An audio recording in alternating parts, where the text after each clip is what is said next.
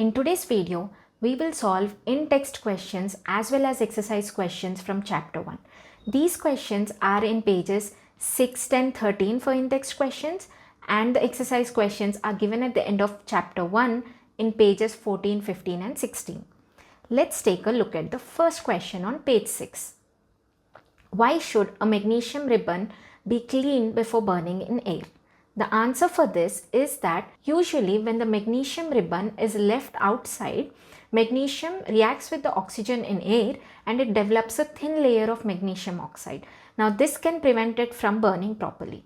In order to avoid this, we clean this magnesium ribbon and then we burn it, allowing it to react with oxygen more rapidly.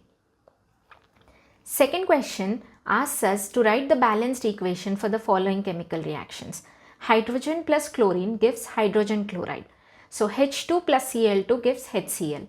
Now in order to balance this equation, I can see that there are 2 hydrogen and chlorine on left hand side but only 1 hydrogen chloride on right hand side.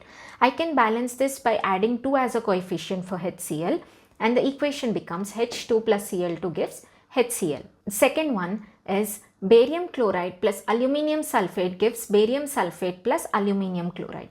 Now upon writing the equation, it looks like this. However, I can see that we have 2 aluminium on the left hand side and 2 chlorine. On the right hand side we have 1 aluminium and 3 chlorine. Now in order to balance for this, I need 2 aluminium chloride molecules and 3 barium chloride molecules.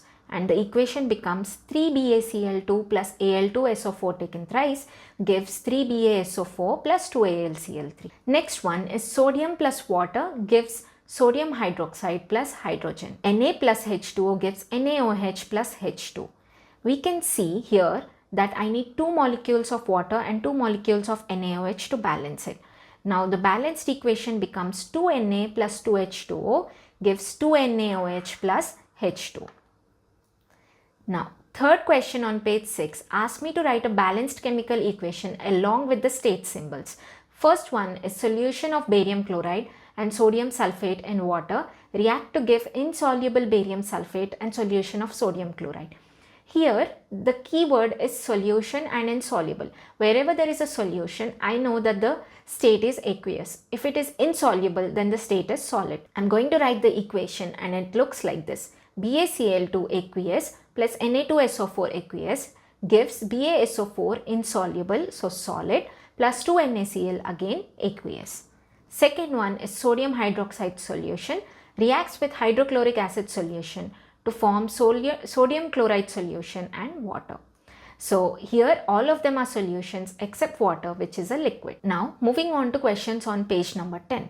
First question says a solution of a substance X is used for whitewashing. Name the substance and write the formula.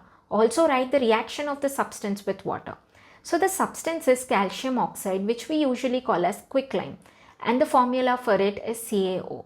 When it reacts with water, it forms calcium hydroxide and we can write the equation as given here. CaO plus H2O gives CaOH taken twice, which is called slaked lime. Second question, why is the amount of gas collected in one of the test tubes in activity 1.7 double of the amount collected in the other? In the activity 1.7, we saw electrolysis of water. And during this process, we know that at cathode, hydrogen is produced, at anode, oxygen is produced. However, double the amount of hydrogen is produced compared to oxygen because water molecule has a formula H2O. So 2 hydrogen molecules are present for each oxygen. That's why the amount of hydrogen produced is double. Now moving on to questions on page number 13. First question says, why does the color of copper sulfate solution change when an iron nail is dipped in it? So copper sulfate solution is usually blue, right? Taking a look at the reactivity series, we see that iron is way above copper in the reactive series. So it is going to displace it. And what's going to happen? The blue color of the copper sulfate solution fades and gradually turns pale green due to the formation of iron sulfate. And a reddish brown deposit of copper metal appears on the iron nail. Second question asks, give an example of double displacement reaction other than the one given in activity 1.10. A classic example can be silver nitrate and sodium chloride.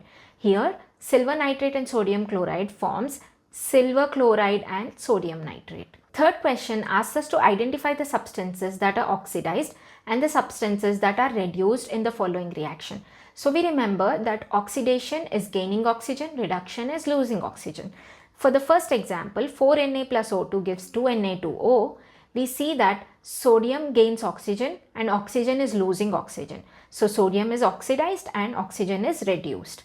Second one, copper oxide plus hydrogen gives copper plus water.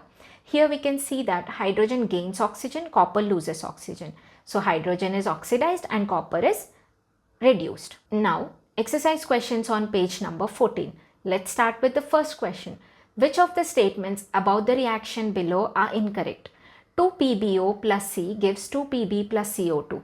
First option says lead is getting reduced. Here we do not start with lead, we are starting with lead oxide. So I cannot consider this option. Second option says carbon dioxide is getting oxidized. Carbon dioxide, here we do not start with carbon dioxide and also it's not gaining an oxygen. So this is also wrong. Third one says carbon is getting oxidized. Here I can see that C is becoming CO2. So it is gaining oxygen. So option C is correct. Option D, lead oxide is getting reduced. Here PbO becomes Pb. That means it's losing oxygen. So lead is getting reduced. So option C and D are the correct options. Next one is the above reaction is an example of Fe2O3 plus 2Al gives Al2O3 plus 2Fe. The first option says, is it a combination reaction? Here two products are not forming a single product, so that is wrong. Second option is double displacement reaction. Can we see an exchange of ions? I don't see an exchange of ions in this reaction, so that is also wrong. Third option is decomposition. For this, a single compound has to decompose into two. That is not happening.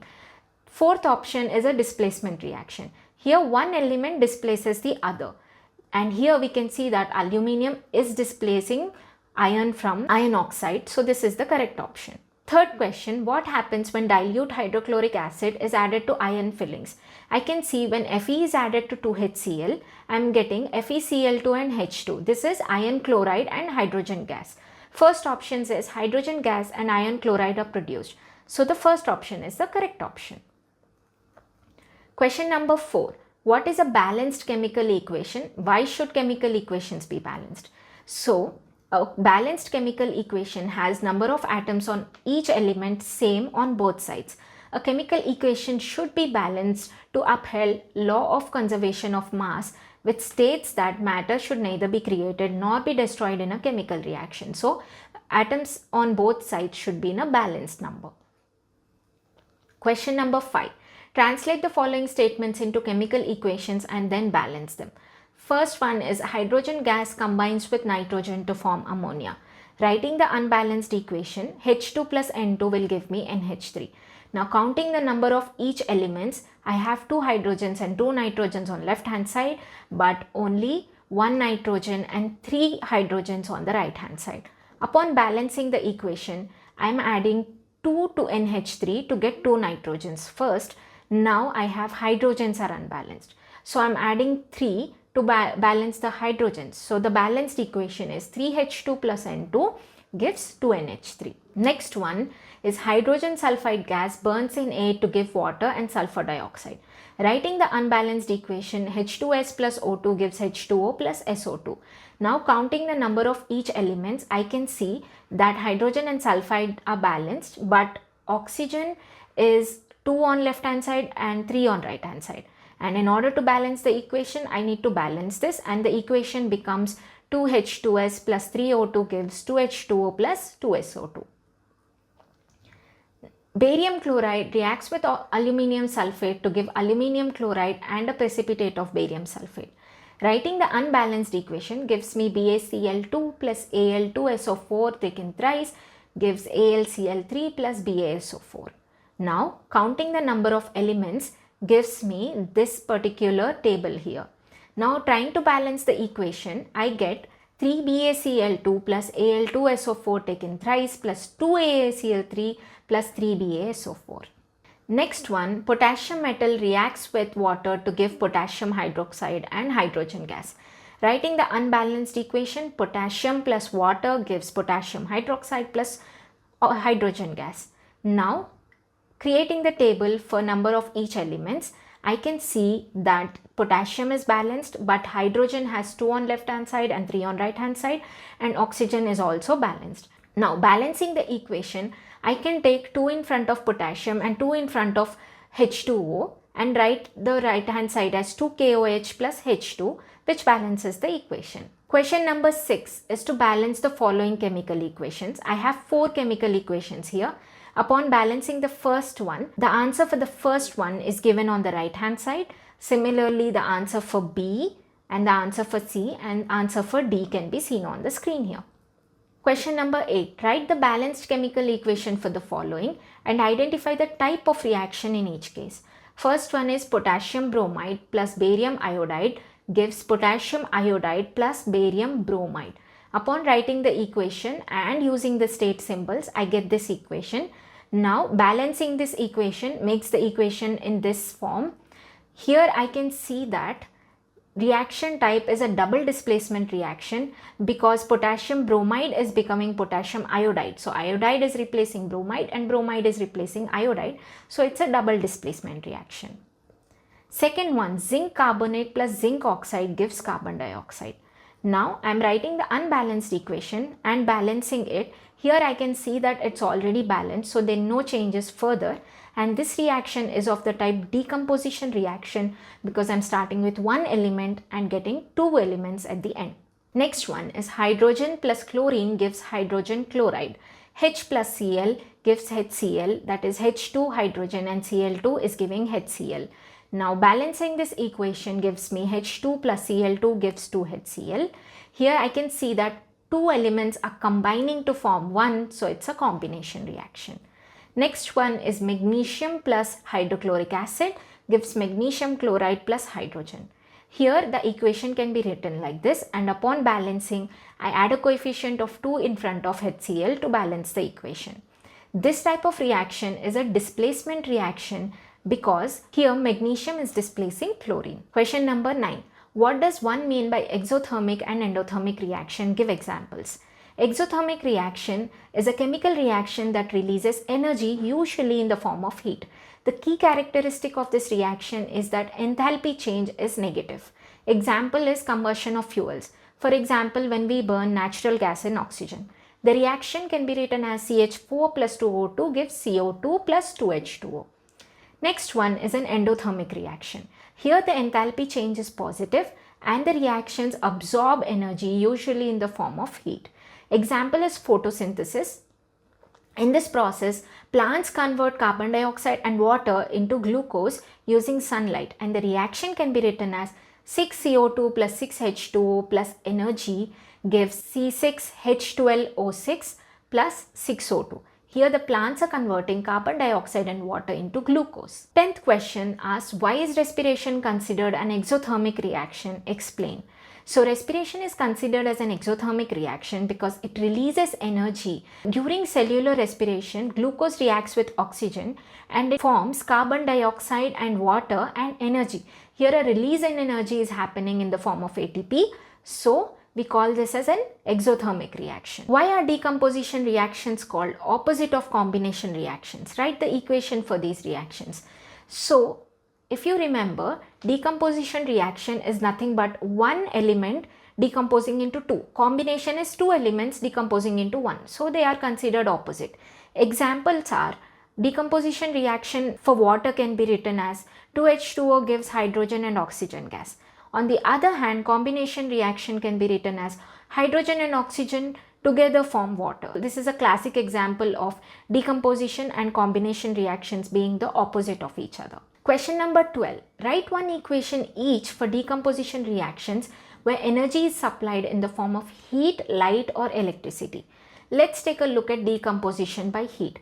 Calcium carbonate decomposes into calcium oxide and carbon dioxide with heat.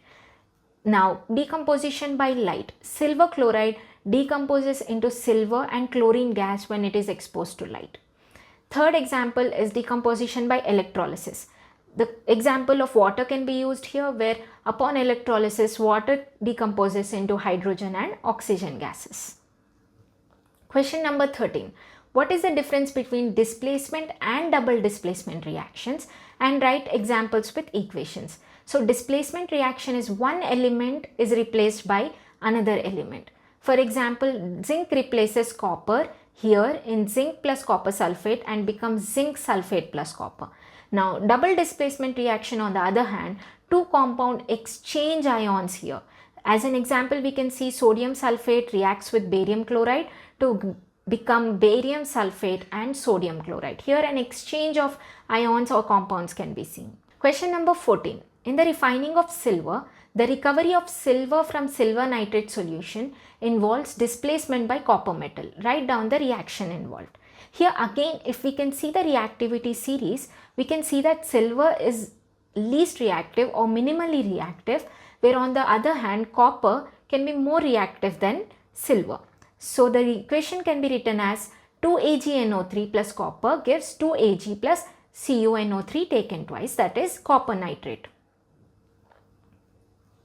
What do you mean by a precipitation reaction? Give examples. Precipitation reaction is a type of chemical reaction in which two aqueous solutions form an insoluble solid. For example, in this, precipitation reaction is an example of a chemical reaction in which two aqueous solutions come together to form one insoluble solid. Usually the reactants are two soluble ionic compounds in a solution, and usually the product is an insoluble solid which we call a precipitate. Visually we can see that a solid is formed. For example, formation of barium sulfate and formation of silver chloride. Both of these examples are classic examples of a precipitation reaction where barium sulfate and silver chloride are formed as precipitates. Question number 16 asks us to explain in terms of gain or loss of oxygen, both oxidation and reduction. First of all, let's take a look at oxidation. Oxidation is a process in which substance gains oxygen. Formation of carbon dioxide, for example. Carbon gains oxygen to form carbon dioxide. Next, another example is formation of iron oxide. Iron gains oxygen to form iron oxide. Now, reduction. Reduction is the loss of an oxygen from a substance. That is, when a substance loses oxygen, it is said to be reduced. Let's take an example of copper oxide. Copper oxide reacts with hydrogen to form copper. Here, copper loses oxygen, so it is said to be reduced. Second example is extraction of iron in a blast furnace. Iron oxide again loses oxygen to form iron here. So this is also an example of a reduction reaction. Question number 17. A shiny brown colored element X on heating becomes black in color. What is that element? The element is copper. When copper is heated in air, it becomes copper oxide, which is a black colored compound. Question number 18. Why do we apply paint on iron articles? So, when iron is left in the air without coating, it can cause corrosion or rusting. That is the reason we apply paint or coat iron, that is in order to avoid this form of corrosion or rusting. Question number 19. Oil and fat containing food items are flushed with nitrogen. Why is it done? So, nitrogen flushing is crucial because it prevents the oxidative reactions that usually lead to rancidity of the food items. That's the reason when we create a nitrogen rich environment, this can be avoided and the shelf life of the food can be extended. Now the last question in the exercise asks us to explain the following terms with one example each. First term is corrosion. So corrosion is nothing but it's a gradual destruction of materials when exposed to oxygen, moisture or other substances. One example is rusting of iron. Now rancidity. Rancidity refers to the spoilage of fats and oils in food products that results in unpleasant odors and spoiling of the food. This is due to oxidation or hydrolysis of fats. A classic example of this is rancidity of cooking oil. With this, we have come to an end for all the questions given in chapter 1.